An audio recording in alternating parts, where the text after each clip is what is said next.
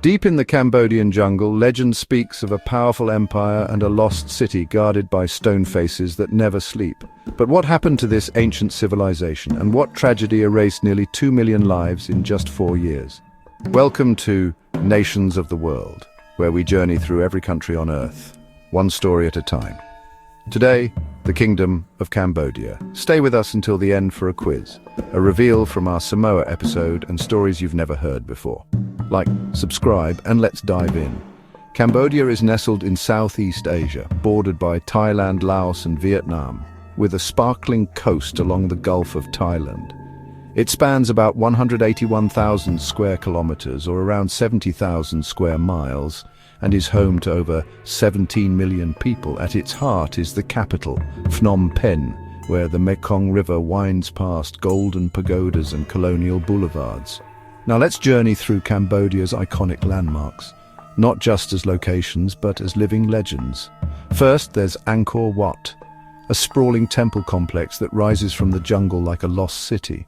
Built in the 12th century, its walls stretch for miles, etched with tales of gods, warriors, and celestial dancers. At sunrise, the entire structure glows gold, a spiritual experience, not just a view. Nearby, the Bayon Temple waits, guarded by giant stone faces that smile enigmatically from every angle. They say those serene eyes once watched over an empire, and maybe they still do. Then there's Ta Prohm, where nature and man-made beauty collide. Massive silk cotton trees grow through crumbling temple walls, their roots gripping ancient stone like living history. Beyond the temples, the Cardamom Mountains rise, cloaked in mist and mystery. They're home to rare wildlife, hidden waterfalls, and communities still untouched by time.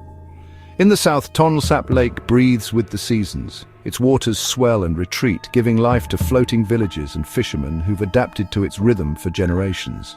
And perched dramatically on a mountaintop sits Preah Vihear Temple, older than Angkor itself.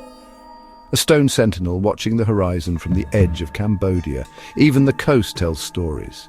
The quiet charm of Kep, where crumbling French villas whisper of colonial days. Or Sihanoukville, where white sands meet turquoise seas. A place reinventing itself for the modern world. These aren't just destinations. They're chapters in Cambodia's story. Each landmark a stone, a breath, a memory. Coming up next, the legend of a serpent princess and a kingdom born from love and magic. Before we trace Cambodia's real history, consider this ancient tale. Once upon a time, an Indian prince named Kaundinya sailed across the sea and met a powerful Naga princess, Soma. They fell in love, and she offered him land by drinking sacred water and marrying her. This mythical union between human and serpent gave birth to the Kingdom of Cambodia, or so the story goes. The real story begins with the Funan Kingdom around the 1st century CE, a thriving maritime trading empire influenced by India and China. Funan gave way to Chenla, which eventually fragmented into small kingdoms. But something remarkable was rising in the jungles. By the 9th century, the Khmer Empire emerged, one of the most advanced civilizations in the world. At its peak in the 12th century, it ruled over most of mainland Southeast Asia and constructed Angkor Wat, the largest religious monument on Earth. The empire was a marvel of urban planning, hydrology, and art. Yet by the 15th century, internal conflict and Siamese invasions led to its decline. The capital was abandoned, and Cambodia shrank in power and influence. Still here, you're the kind of viewer we love, the ones who care. Comment World Watcher so we know you're one of us. In the 19th century, under pressure from neighboring powers, Cambodia became a French protectorate.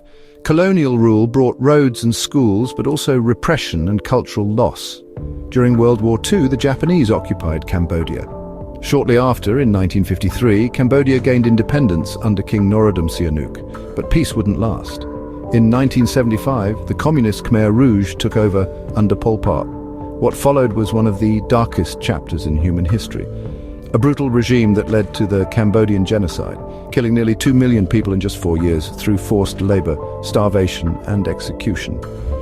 Vietnam invaded in 1979, overthrowing the Khmer Rouge, but the country remained in turmoil for years.